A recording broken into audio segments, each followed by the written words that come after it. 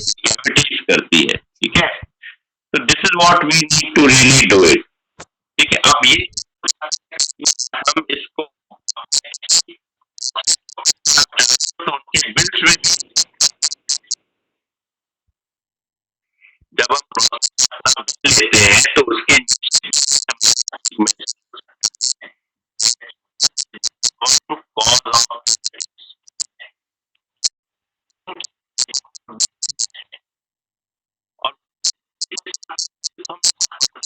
कोई पड़ता है, कई बार 2-2, 3-3 बार पड़ता है कि भाई कहीं कोई पॉइंट पे ज्यादा तो नहीं हो गया, तो वो हमारा एक पर्पस जो है वो सर्व हो जाता है, ठीक है। और वो हमारा पर्पस सर्व हो जाने से क्या होता है,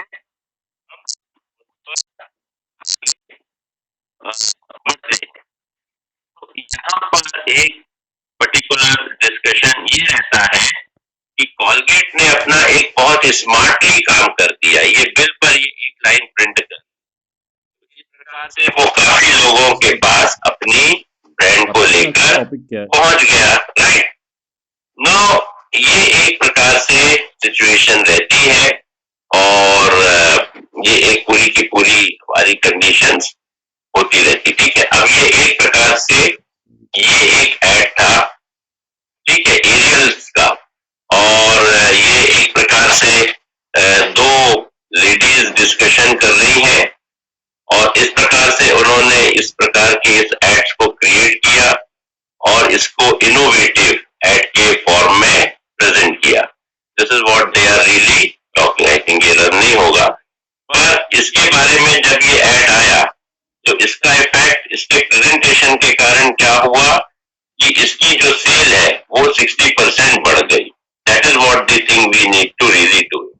तो ये किस एजेंसी का था, ये यहाँ पर ये मीडियाकॉम। अब यहाँ पर ये लेनोवो का एक पर्टिकुलरली ऐड है, एजेंसी है माइंडशेयर, ठीक है। ये उनके तरफ से ये एक बेस्ट डिजिटल इनोवेटिव ऐड था, Lenovo for those who do gaming techs. ये पूरी की पूरी सिचुएशन आ गई। तो अब लेनोवो का क्या हुआ, लेनोवो है लैपटॉप, लेकिन हम उसको प्रेजेंट कर रहे हैं गेमिंग टिप्स में। तो गेमिंग के सिचुएशन में वो अपना ब्रांड जो है वो हाईलाइट कर रहा है, राइट, बिकॉज गेमिंग का आज पॉपुलैरिटी है, गेमिंग सॉफ्टवेयर आ रहे हैं, तो उसको हमने क्या किया, डिजिटली अपने उस ब्रांड को उसके साथ लिंक कर दिया और उसके बाद जो है अब गेम्स भी सबको रीच हो रहे हैं और उसके साथ हमने अपना वो एड जो है ये टैग कर दिया। This is what the way we are reaching to everybody. Campaigning हो गई, तो तुरंत ट्रेंड को पकड़ना पड़ता है, ठीक है, तुरंत ट्रेंड को पकड़ना पड़ता है और उसके बाद अपना एक बेस्ट ऑफ द कॉस्ट में, ये भी नहीं कि इसकी कॉस्ट बहुत ज्यादा, बेस्ट ऑफ द कॉस्ट में, मिनिमम स्मार्ट कॉस्ट में हम बहुत सारे लोगों तक पहुंच गए, ठीक है, और बहुत सारे लोगों तक हमने अपनी बात को पहुंचाने की कोशिश की। तो लेनोवो ने, अब लेनोवो तो था ही, देखो इससे क्या हुआ कि गेमिंग का एक्सपीरियंस तो और लेनोवो का भी एक्सपीरियंस था, दोनों एक्सपीरियंस मिक्स हो गए। तो इसके कारण जो है ट्रैफिक भी बढ़ गया इस एड में और इसका जो है लेनोवो का भी सेल बढ़ गया और साथ ही साथ जो भी जिस गेमिंग सॉफ्टवेयर के साथ हमने लिंक किया वो भी बढ़ गया। That is what we need to really do. ये एक और एड एजेंसी है डीडीबी मुद्रा ग्रुप, इसमें भी इन्होंने एक इनोवेटिव एड डेवलप किया है, राइट, और ये सिचुएशन इन्होंने दी, ठीक है, when lives are lost no one wins. वो अब एक इंडिया पाकिस्तान के बीच का एक इशू है और ये इस प्रकार से इन्होंने एक ये अपना पर्टिकुलरली ये बनाया है, जिसमें हालांकि nothing much to be said,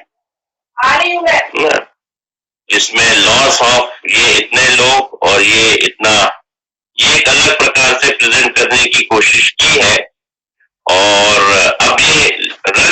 है ये इस प्रकार से दोनों के बीच का स्कोर कार्ड भी है, लेकिन ये एक अलग मैसेज दे रहा है। ये सिंपल स्कोर बोर्ड नहीं है। ये जो पंच लाइन है ये इंडिया पाकिस्तान फीलिंग वाली सिचुएशन का है। तो that is what we need to really think it. तो यहां से लेकर वहां तक हमारा एक पूरा का पूरा डिस्कशन होता है। तो ये हमने क्रिएट किया है, राइट। तो इस प्रकार से ये एड्स का डिस्कशन होता है और ये इसका अपना एक सिचुएशन होता है, राइट। तो कैंपेनिंग जो आप देख रहे हैं, कैंपेनिंग जो आप पढ़ रहे हैं, उसमें ये जो है अपनी सिचुएशन को सामने लाता है, right. This is what we need to really think and we need to work. और भी किसी को आना है क्या? और भी कोई है अवेटेड? No sir. ओके, एक मैसेज में पढ़ रहा हूँ, हुई शैंकी, कौन है भाई? एनीबडी? तो ये एक पूरा का पूरा क्या हुआ हमारा, एक क्रिएशन इस फॉर्म में हुआ कि जो वो है, सॉरी, जो एड्स हैं वो इस तरह से काम करते हैं और इस तरह से हम उनको प्रेजेंट करते हैं। तो this is what we are going to really discuss. अब मीडिया का डिस्कशन हम लोगों ने कल देखा था। इसमें मीडिया वो भी व्हीकल्स भी रहते हैं। मीडिया व्हीकल्स का मतलब क्या है? नोट डाउन, अलग अलग डिफरेंट चैनल्स, ठीक है। जैसे टेलीविजन है, रेडियो है, ये तो मीडिया हो गए। अब मीडिया व्हीकल्स में टेलीविजन में कौन कौन सा है? दूरदर्शन है, जी टीवी है, आज तक है, सोनी है, ये और इंडिया टीवी, बहुत सारे वो है। तो दीज और रेडियो में तो हमारे यहाँ सिर्फ आकाशवाणी है, बाकी बीबीसी भी आता है। हमारे यहाँ पहले रेडियो लंका आता था, सिलोन, ये सब होता था। लेकिन अभी जो है बेसिकली आकाशवाणी है, हमारे यहाँ एफएम के कुछ चल रहे हैं, ठीक है, रेडियो मिर्ची और दूसरे भी पर्टिकुलरली। और कौन कौन से एफएम में रेडियो मिर्ची है और कौन है?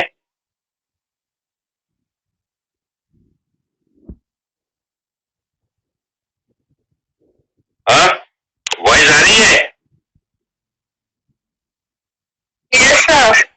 हाँ, तो क्या क्या होता है अभी? कौन कौन सा चल रहा है एफएम में? रेडियो मिर्ची और क्या है? धमाल, एक धमाल नाम भी आता था। और सर आरजे रेडियो। हाँ, आरजी, आरजे। आरजे, अच्छा अच्छा। और sir red FM. Red FM, okay okay. Radio मिर्ची चल रहा है कि बंद हो गया? चल रहा है। चल रहा है, ओके ओके ओके। अभी किसी ने धमाल बोला और ये क्या बोला किसी ने अभी? आरजे और क्या बोला? Red FM. Red FM. तो ये कंटिन्यूअसली हमारे डिफरेंट मीडिया व्हीकल्स हो गए, ठीक है। तो कौन सा व्हीकल किस समय स्ट्रॉन्गर है, हमारा बजट कितना है, हमारे पास टाइम कितना है, किससे कितना इफेक्ट मिलेगा, ये सब सोचकर हम अपना एड और उस पर्टिकुलर टाइम लाइन पर, जैसे हमने सोच के रखा है एक पर्टिकुलर, पहले तो हमने 5 डेज का सोच के रखा है, पर अगर हमें लगता है कि वो इफेक्टिव नहीं है तो वो 5 डेज से हम 3 डेज की टाइम लाइन पर आ जाएंगे। तो ये पर्टिकुलरली हमारे अपने मीडिया के डिफरेंट अपने जो है एनालिसिस होते हैं, उस बेस पर हम स्लॉट बुक करते हैं और हमारे एड टेलीकास्ट होते हैं। तो उसका जो इफेक्ट है वो बेसिकली उसका जो कॉस्ट है, कॉस्ट पर एक्विजिशन, जैसा हम लोगों ने कहा था, या कॉस्ट होता है कॉस्ट पर मिलियन, 1000 में मतलब उस पर सेकंड्स पर जो उसका इफेक्ट होता है, उससे हम अपनी कॉस्ट कैलकुलेट करते हैं। तो इस प्रकार से एक उसमें कॉस्टिंग का भी मेजर होता है। लेकिन कॉस्टिंग के साथ साथ उसके बाद बाकी भी परफॉर्मेंसेस का। अब जैसे हम न्यूज़पेपर में देना है, तो न्यूज़पेपर में हमारे पास क्या क्राइटेरिया है, ठीक है, कैसे डिसाइड करेंगे? सर्कुलेशन, प्रसार, कितना ज्यादा से ज्यादा न्यूज़पेपर देखा जाता है। तो एक IMRB रहता है, ठीक है, Indian marketing research bureau, IMRB का डेटा रहता है, और एक प्रकार से एक गवर्नमेंट का भी एक कुछ डेटा आता है, ऑडिट ब्यूरो का कोई डेटा आता है। तो उसमें क्या रहता है कि अखबारों की नंबर ऑफ, ये एक तो वो रहता है रीडर से हम करते हैं, और एक हमारा रहता है एडवर्टाइजर्स, या जो वो रहता है न्यूज़पेपर के एजेंट्स रहते हैं जो उसको डिस्ट्रीब्यूट करते हैं, डिस्ट्रीब्यूटर्स की वो रहती है अपनी बैकग्राउंड। तो IMRB का भी एक उसमें, और एक होता है हमारा नेशनल रीडरशिप सर्वे, तो वो रीडर्स की चॉइस के बेसिस पर पूरा डेटा होता है ना। तो ये नेशनल रीडरशिप सर्वे भी एक हमारा रहता है कि कौन से अखबार को ज्यादा नंबर मिला है पढ़ने में, कितनी संख्या में लोग उसको पढ़ते हैं। तो कई स्टेट्स में कोई न्यूज़पेपर आगे रहता है, किसी में कोई आगे रहता है, तो ये सब चीजें देख करके हम सिलेक्ट करते हैं। अब जब हम मीडिया व्हीकल की बात कर रहे हैं, तो न्यूज़पेपर में भी ये होगा, हर जगह हम ब्लाइंडली नहीं पैसा दे देंगे ना, अपना एड हम ब्लाइंडली नहीं दे देंगे, डेटा चाहिए। तो NRS हो गया है ना, या फिर IMRB का डेटा ले लिया। तो इस तरह से ऑडिट ब्यूरो ऑफ सर्कुलेशन का है, कई प्रकार से हम ये लेते हैं, राइट। और इसी प्रकार से जो है वो डिफरेंट रेडियो चैनल्स, तो उनके भी जो है ब्रॉडकास्टिंग की जो एक कमेटी है, या वो एक जो उनकी एजेंसी है, वो अपने डेटा जो है वो पब्लिश करती है।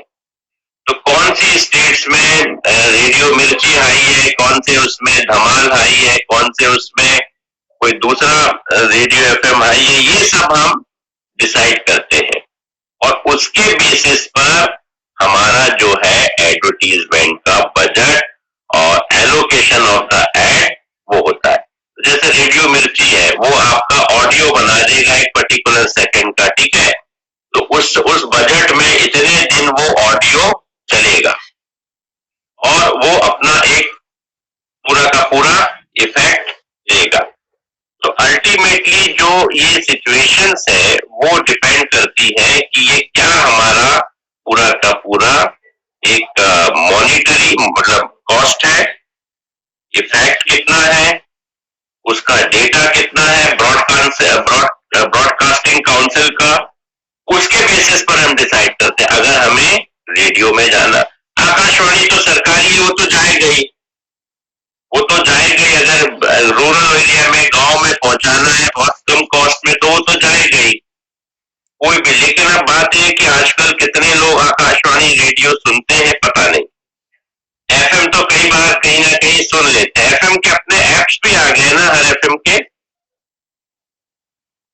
या सिर्फ रेडियो में ही हमारी ये भी डिपेंडेंसी है, क्या बोलते हो?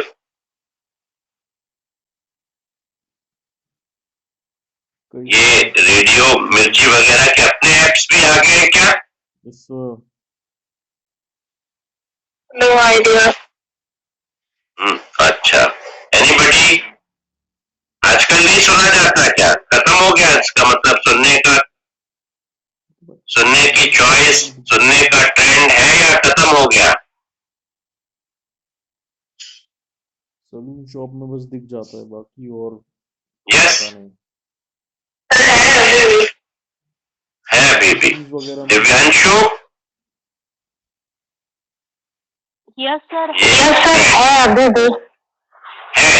नहीं तो इनके अपने एप्स आ गए हैं, या अभी भी रेडियो पे डिपेंड है हम लोग? सर मुझे नहीं पता है। तो सुनते ही नहीं हो आप? सर कभी ऐसा सिचुएशन आ गया कि कुछ भी नहीं रहा, तब कभी ऑन कर लिया, नहीं तो फिर नहीं सुनती। आखिरी बार कितने साल पहले सुना था? No idea. अच्छा रेशु, अभी ये FM के अपने एप्स आए हैं, हमारी डिपेंडेंसी रेडियो पर है, sir, I don't have any idea about that. अच्छा, बट रेडियो में आता है, ये तो क्लियर है ना? Yes, sir. FM, okay, so I don't know. तो ये सब सिचुएशन है कि अभी अगर लोग सुन रहे हैं तो किसी ने भी ये नहीं कहा कि FM is out of date, है ना? तो FM को एड्स मिलेंगे, this is what the thing. तो we go by the BCC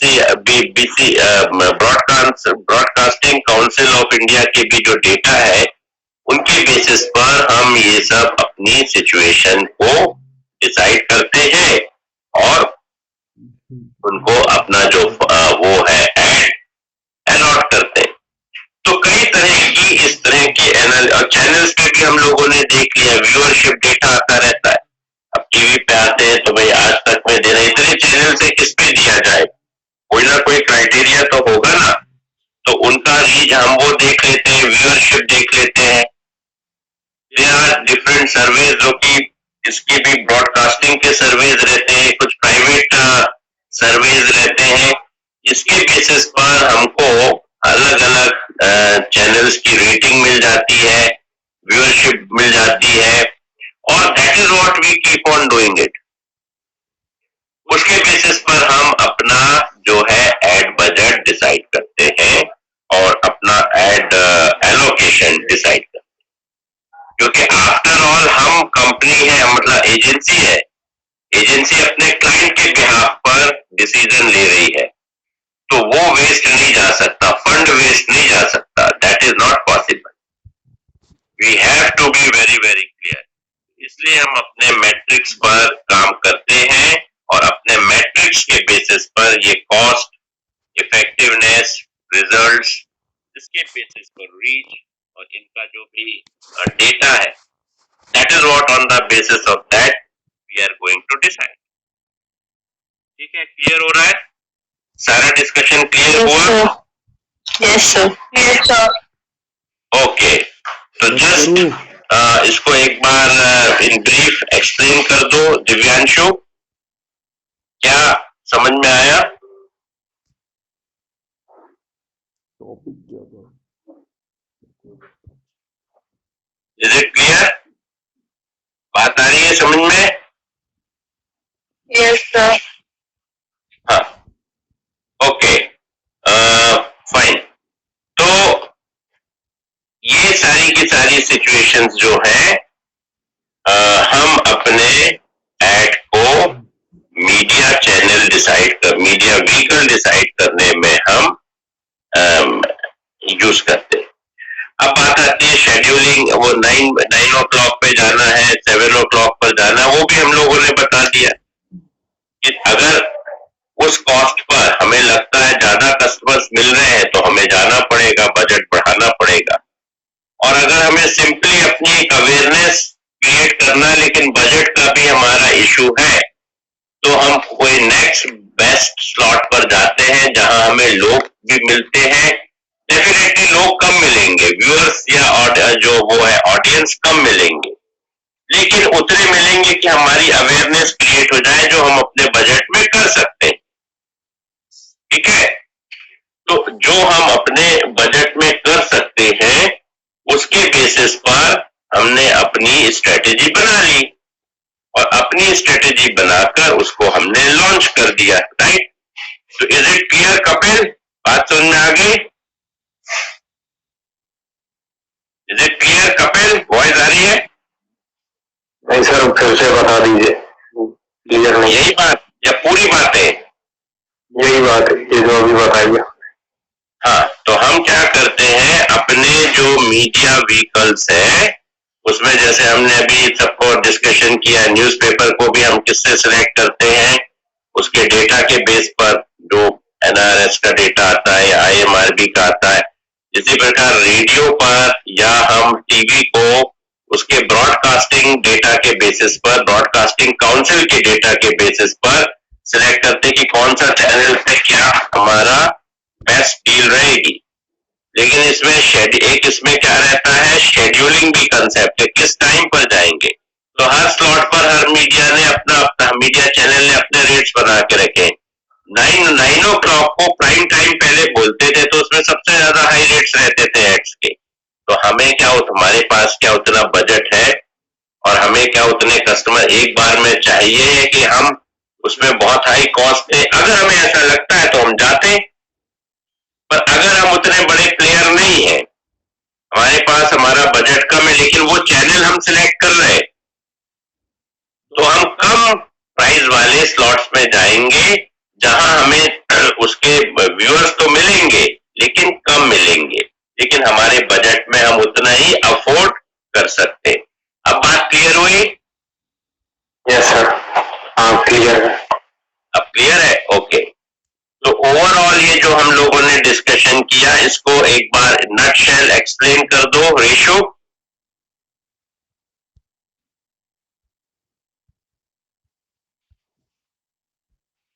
हाँ, यस रेशो।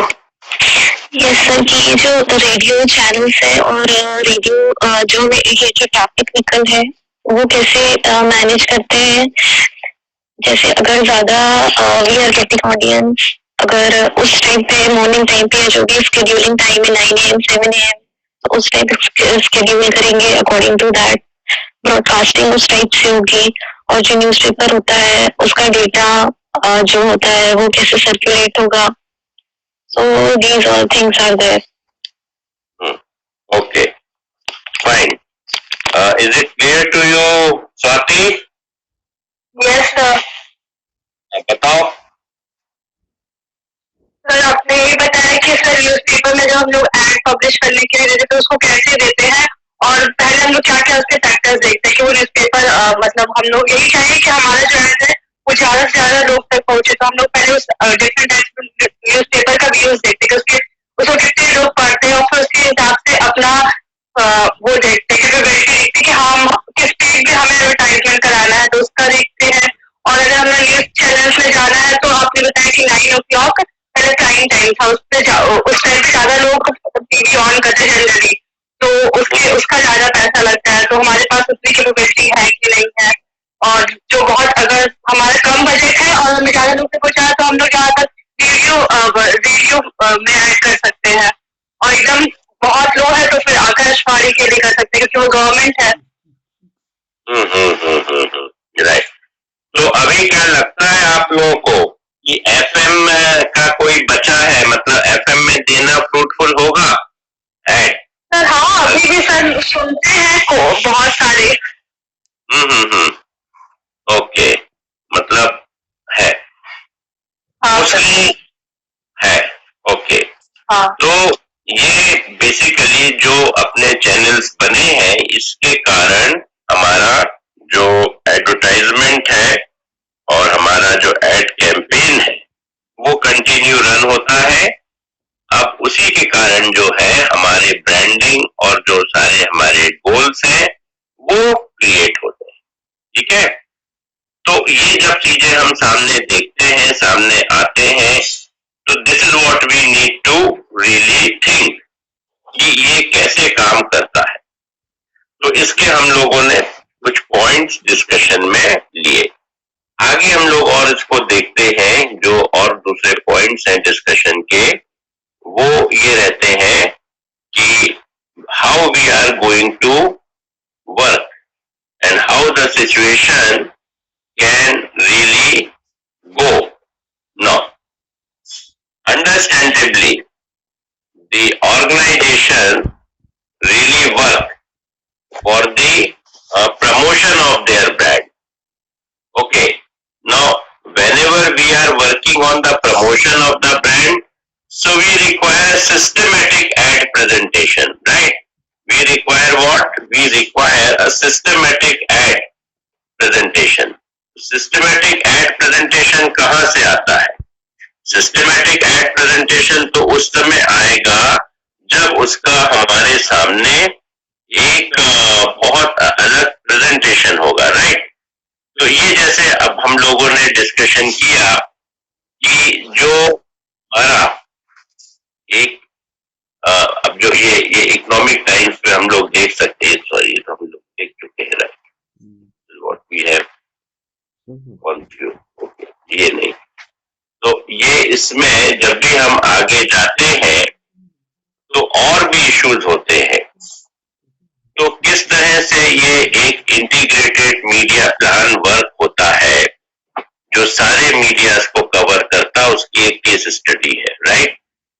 तो ये this is what they have done it, ये एक कॉन्टेक्स्ट होता है। यूनिवर्सिटी ऑफ इंडिया इंडियानापोलिस, अब ये एक प्रकार से ये एक वहां की यूनिवर्सिटी है यूएस की, उसने अपना एड कैंपेन चलाया है, राइट। और इस पर जो है कैसे अपने कैंपेन को आगे बढ़ाना है, तो यूनिवर्सिटी का एक एड प्रेजेंटेशन का गोल्स है स्टूडेंट्स बुकिंग और students good image, brand image among the students. अब इसको कैसे स्ट्रेटेजिकली हम कर सकते हैं, this is what we have to really do it. तो ये इस प्रकार से एक कैंपेन इन्होंने रन किया। अब ये सीन देखकर जो आपके सामने है, बड़ा अपन लेमैन की तरह बात करते हैं। ये सामने जो दिख रहा है, ये कलर कॉम्बिनेशन, ये पिक्चर और ये कैप्शन, ये लोगो, ये क्या कुछ इम्पैक्ट मार रहा है या नहीं? Yes, sir. Is it so to everybody? Yes, sir. Yes, sir. अच्छा, अब ये सीन जिस ब्रांड को रिप्रेजेंट कर रहा है उससे कनेक्ट हो रहा है, जैसे कि ये यूनिवर्सिटी ऑफ इंडियानापोलिस को, ठीक है, रिप्रेजेंट कर रहा है, तो क्या ये कनेक्ट कर रहा है उससे?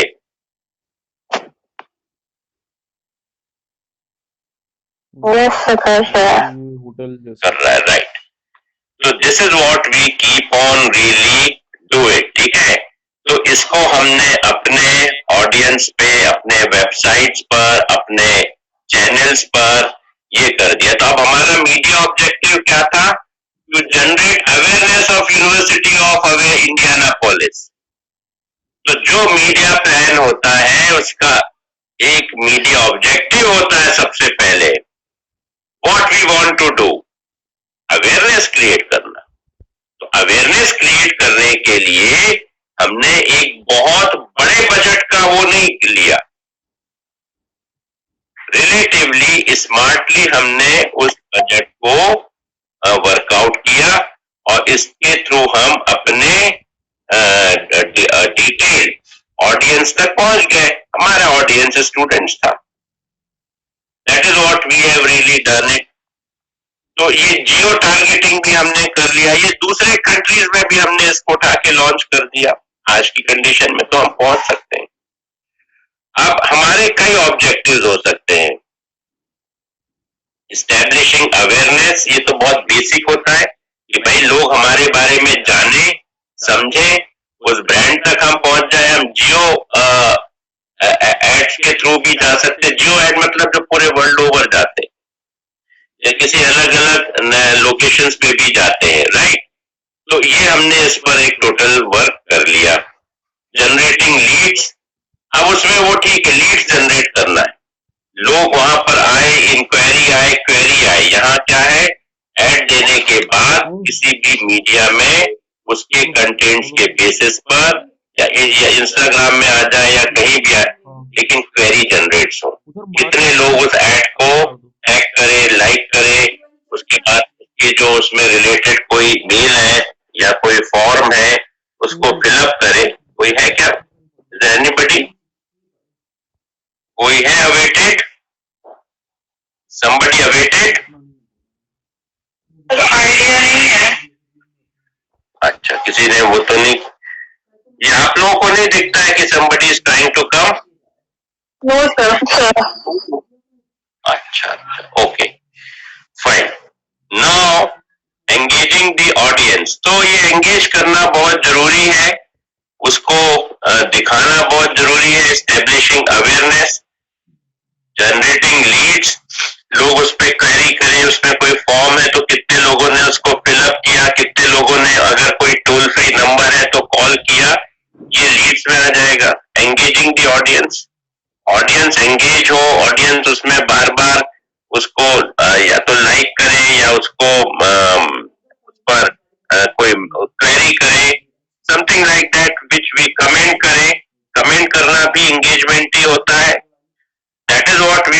to make the people go for that. तो इसमें सारी सिचुएशन हमारे सामने आ जाती है।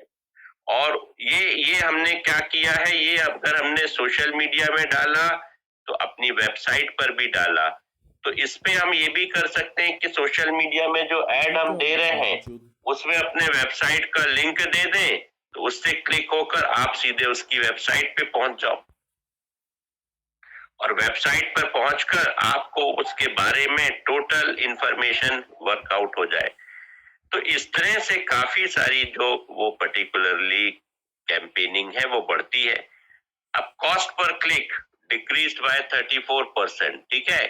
तो धीरे धीरे जो कॉस्टिंग थी, अब इसमें कॉस्ट पर क्लिक में क्या होता है कि जो क्लिक करता है उसको हमें पे करना पड़ता है अगर वो मॉडल पे। तो धीरे क्या हुआ, इतनी क्वेरीज आई कि हमको बाद में उसके रिजल्ट्स ऐसे हो गए कि कॉस्ट पर क्लिक हमारे बहुत कम हो गए। ये रिजल्ट्स है, कन्वर्जन भी उसमें कम हो गया और this is what form increment बढ़ गए, ये कन्वर्जन रेट्स जो है ये इंक्रीज हो गए। ये सबसे बड़ी बात है इतने टाइम्स। तो this is what the effect we get अगर हम इसमें जाते हैं तो, right. This is what we need to really think. तो इंटीग्रेटेड मार्केटिंग अप्रोच है, इसमें हमने सोशल मीडिया को भी लिया और इसमें हमने वेबसाइट्स को भी लिया, ठीक है। और थोड़े पुराने जमाने में हम होते तो शायद हम प्रिंट मीडिया में भी जाते, लेकिन प्रिंट को हम छोड़ चुके हैं या उसका इफेक्ट अब शायद हमारे पास में, मतलब वहां ये चाहे इंडिया हो या यूएस हो, एक तरह से झुकाव सबका डिजिटल मीडिया की तरफ आ चुका है। तो वो ज्यादा डिफरेंस नहीं है। यहाँ पे देखो, फिर से इसके ऑब्जेक्टिव देख लो, अवेयरनेस क्रिएट करना है, लीड जनरेट करना है, ऑडियंस को एंगेज करना है, और इसके बाद जो है ये सारी चीजें कैसे हम करते हैं, इसके लिए बहुत सारी वर्क करना पड़ता है। एड का ऑप्टिमाइजेशन का मतलब ये है कि उसके ऑप्टिमम रिजल्ट्स हमको मिलने लग जाए, कहीं ना कहीं वो कन्वर्जन हमारी कॉस्टिंग से ऊपर हो जाए। तो this is what we need to really think and this is what we need to really work. Okay, तो ये हाँ, क्या बोल रहे हैं कुछ? हाँ, कुछ कोई किसी ने बात बोली? यस सर बोले। ओके, तो ये अपना जो ऑब्जेक्टिव था उसको पूरा करने में लगभग ये एड जो है उनके अनुसार सफल हुआ कि कैंपेनिंग हो गई, अवेयरनेस भी पहुंच गई और अपना एक प्रकार से जो लक्ष्य था वो पूरा हो गया। तो जो अंडर ग्रेजुएट स्टूडेंट्स को रिक्रूट करना था उनके लिए ये सिचुएशन आ गई, रिजल्ट है। कॉस्ट कम होती गई, कॉस्ट भी कम होती गई क्लिक करने की, वो कम से कम लोगों को पे करना पड़ा, लोग वैसे ही अपने उस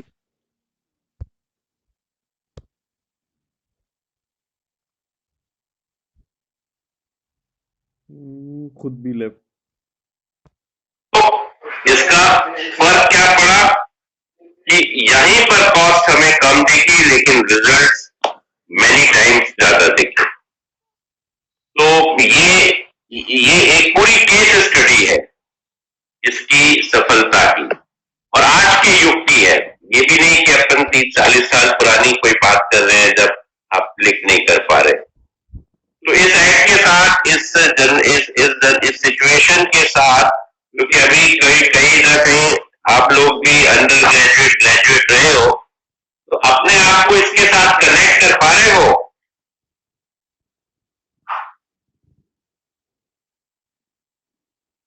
अपने आप को इसके साथ कनेक्ट कर पा रहे हो या नहीं कर पा रहे हो एज स्टूडेंट्स?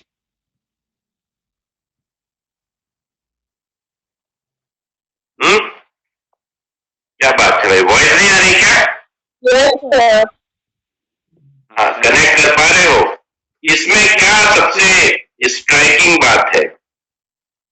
इसमें अगर कनेक्ट कर पा रहे हो तो क्या ऐसी स्ट्राइकिंग बात है? पवन, सत्य प्रकाश,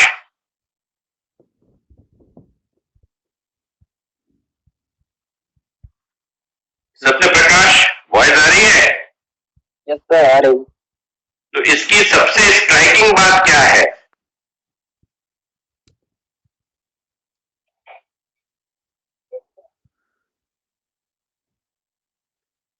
ऐसा है?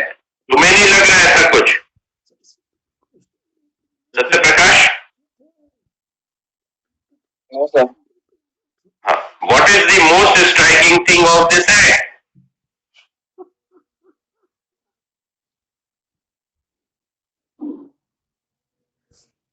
बताओ ना. हेलो,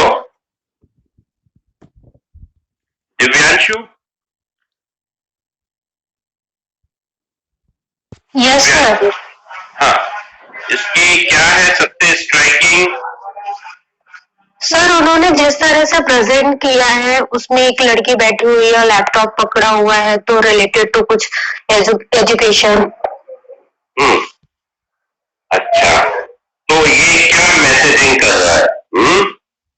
इसमें आप कैसे अपने आप को कनेक्ट फील कर रहे हो?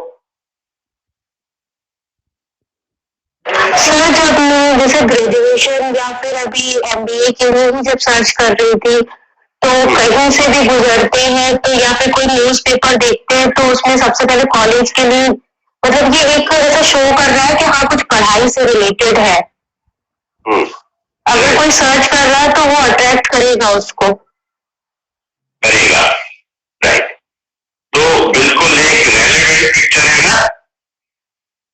Yes sir. Okay.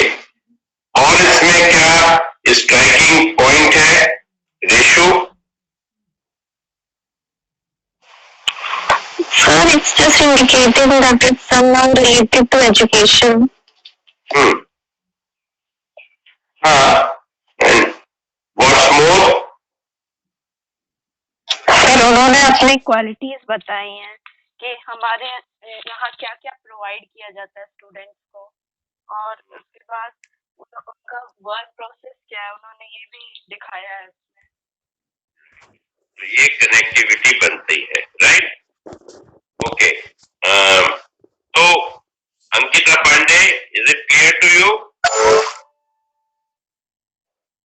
Ankita Pandey, हाँ, व्हाट डिड यू अंडरस्टैंड? क्या समझ में आया?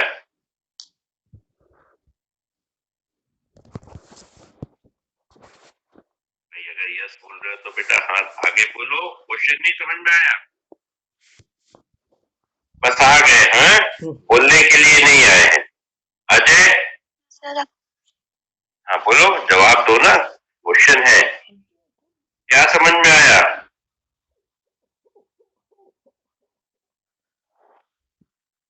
अजय?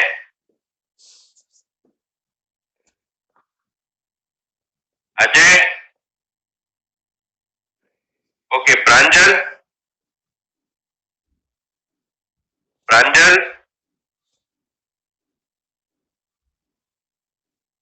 प्रांजल माइक ऑफ है क्या तुम्हारा? प्रांजल?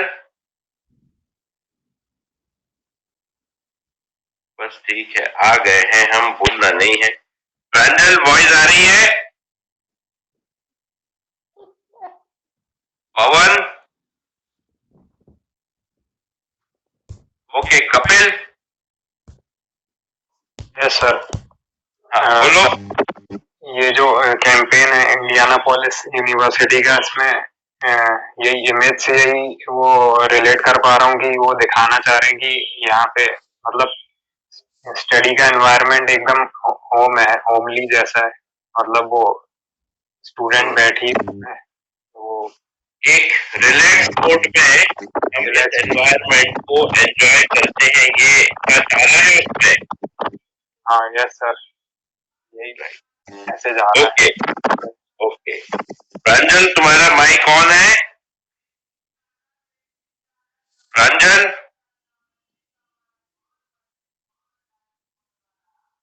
जिसके माइक ऑफ रहते हैं वो मंडे से क्लास में ना आए, माइक चेक करने के बाद ही आए, ठीक है?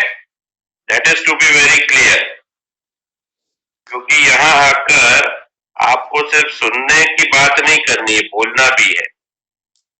That has to be very clear. Now the point is we have to discuss about the particular type of situation which is also very important. Now we will discuss about some other topic which is करो यार. a different one. What is digital advertisement? Digital advertisement is advertisement which is presented to you and which is reached to the viewers with the help of digital media channels or digital channels. Okay, this is what we call it as a digital advertisement. अब इसमें एक सबसे बड़ी बात यह है कि इसको हम इस तरह से करते हैं कि wherever the digital media is created means there is a some computer and internet presence has to be there. It is a such kind of electronic channels where the connectivity of computer is with internet is there. लेकिन digital advertisement और digital electronic और online लगभग हम एक दूसरे के लिए use करते हैं. We use it as a synonyms, but there is a one difference. Digital advertisement can also be done without internet. How is it possible? कहां पर हम देखते हैं without internet digital advertisement is working? Anybody? एक difference पर होता है जहां डिजिटल एडवर्टाइजमेंट ऑनलाइन नहीं होता और इलेक्ट्रॉनिक नहीं होता. बाकी तो ठीक है, एक दूसरे के लिए हम शब्दों का यूज कर सकते हैं एज ए सिनोनिम्स, पर्यायवाची. पर एक जगह डिजिटल जो है वो ऑनलाइन भी नहीं है और सिनोनिमस भी नहीं है. क्या है बताइए? ऑनलाइन भी नहीं है, मतलब कि क्या वो टीवी या ऐसा नहीं दिखा रहा है? नहीं, ये टीवी वाली बात भी एक होती है. हाँ. और क्या है? सर स्टेशन पे जब हम लोग जाते हैं सर बैनर्स. नहीं, बैनर्स नहीं, बैनर्स कहाँ बीच में ले आए? क्या होता? हाँ, अभी कुछ बात पड़ी. सर स्टेशन पे जब हम लोग रहते हैं तो वो सर टीवी टाइप का ही लगा रहता है सर. उसमें तो उसमें वीडियो और रिपीट मोड पे प्ले होते रहते हैं. एडवर्टीजमेंट में 4-5 एडवर्टीजमेंट रहते हैं, वो रिपीट मोड पे प्ले होते रहते हैं, ऑटोमेटिकली वो सेट रहता है. यस, थोड़ा सा तुम क्लोज हो रियल आंसर के. एक चीज तो सबसे बड़ी बात ये है कि ये भी इलेक्ट्रॉनिक इक्विपमेंट्स थे, टीवी और रेडियो, है ना?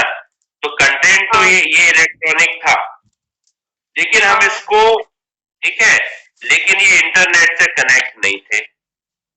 लेकिन एक दूसरा चैनल आया, ठीक है, जो डिजिटल था लेकिन बिना नेट के चल रहा था. वो कौन सा था? Digital boards.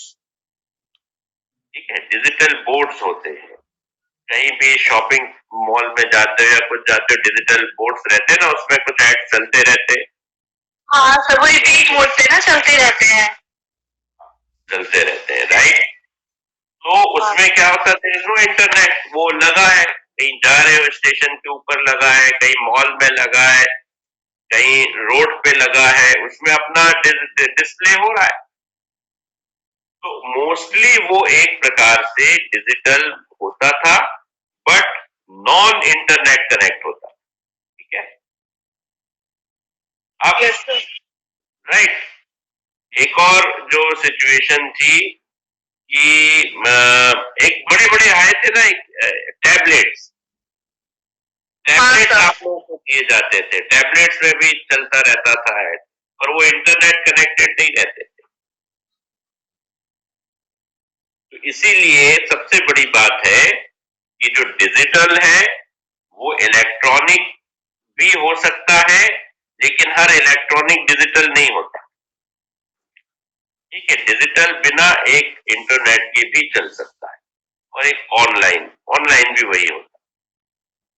तो किसी प्रकार से जब हम इन चैनल्स पर वर्क कर रहे हैं, इन चैनल्स पर काम कर रहे हैं, तो हमको ये सारी सिचुएशंस पे वर्कआउट करना पड़ता है। ठीक है, तो first is search engine marketing. पहले टाइप का जो चलता है वो हम अब देखो, अब इसमें थोड़ा सा हमको पहले से स्टार्ट करना पड़ेगा। इवन सर्च इंजन के पहले भी वेब मार्केटिंग, वेबसाइट, जब कुछ भी नहीं था ये सब सारी चीजें, तब वेबसाइट्स थी, और वेबसाइट्स पर हम अपने ऐड को अपलोड कर देते थे।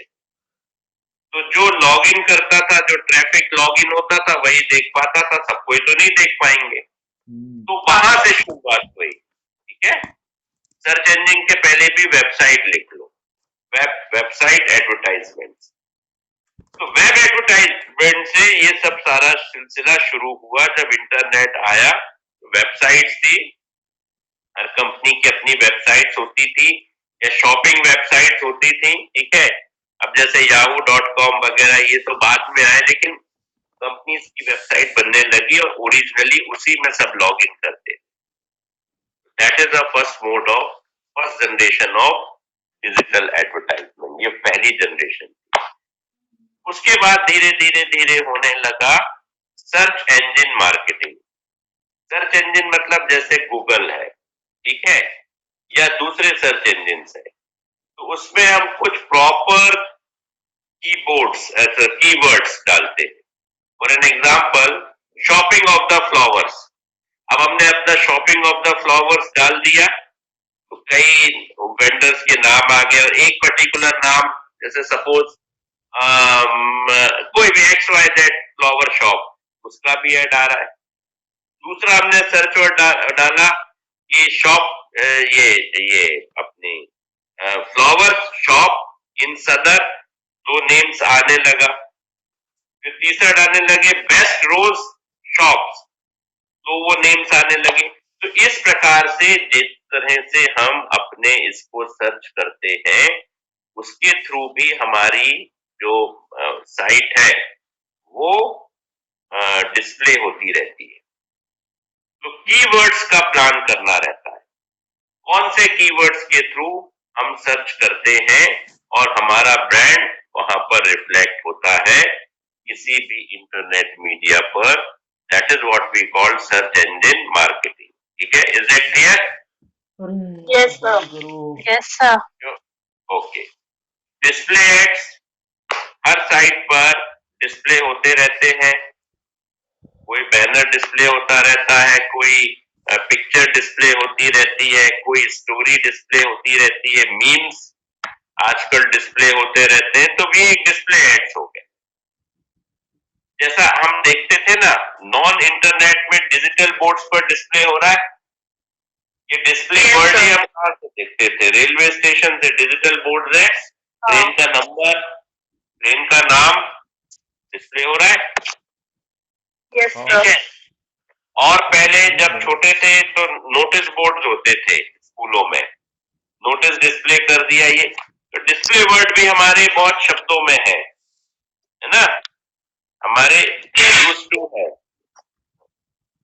तो ये डिस्प्ले भी होते रहते हैं डिस्प्ले बोर्ड्स वगैरह पर, बाकी इंटरनेट पर और different shopping media, different internet channels पर।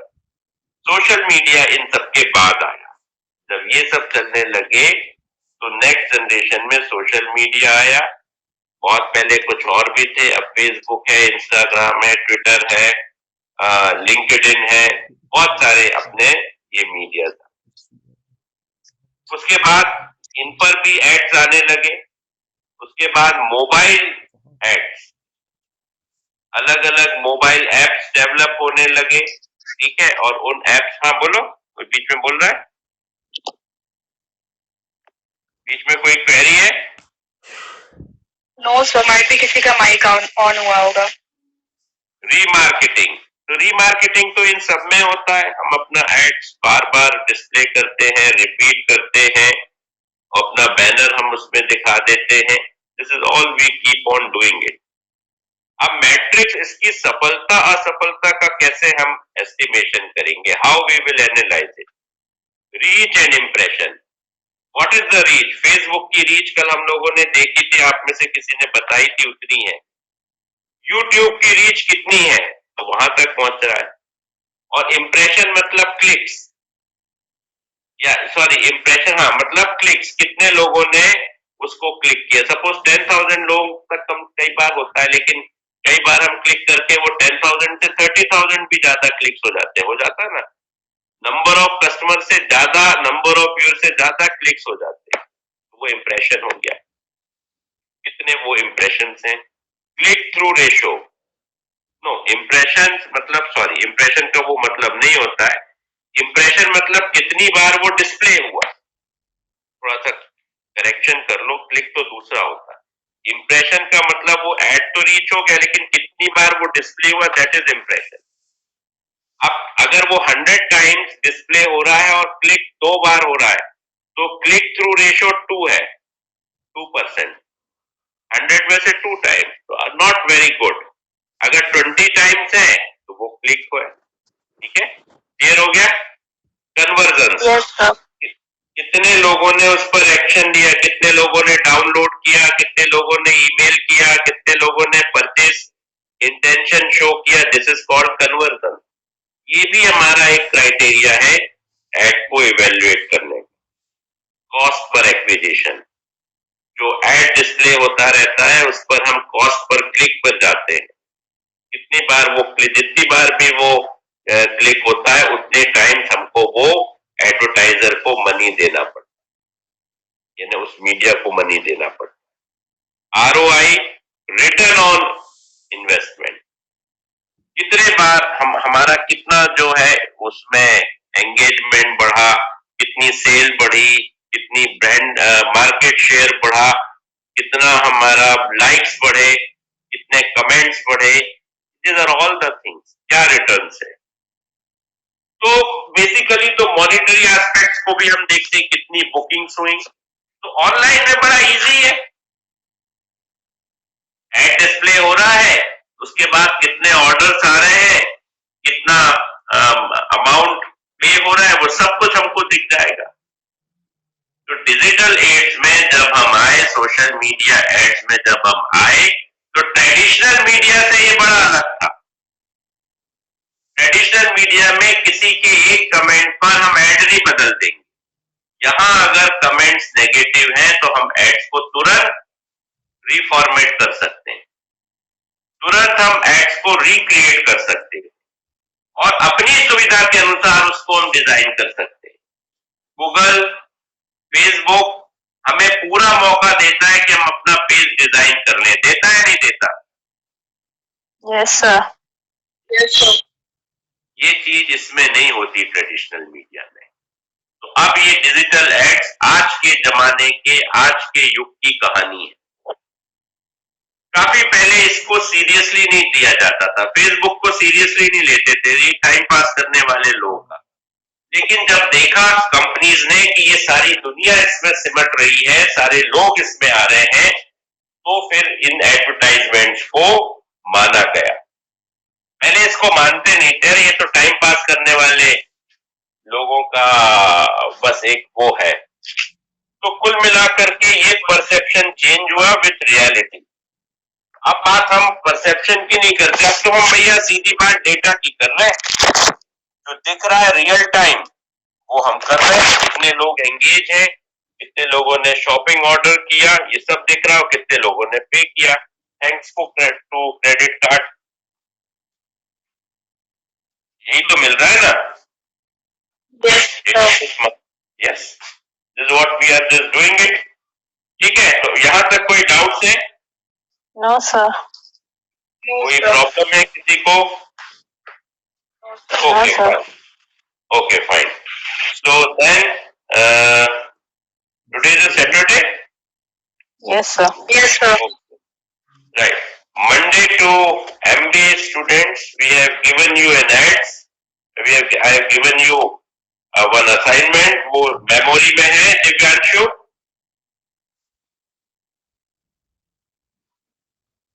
Divyanshu. Yes sir. Yes sir. और एक फ्री सोशल सर्विस करके बाकी लोगों को भी याद करा देना. मंडे को हम लोग उस पर बात करेंगे. ठीक है? Okay. Okay sir. Thank you.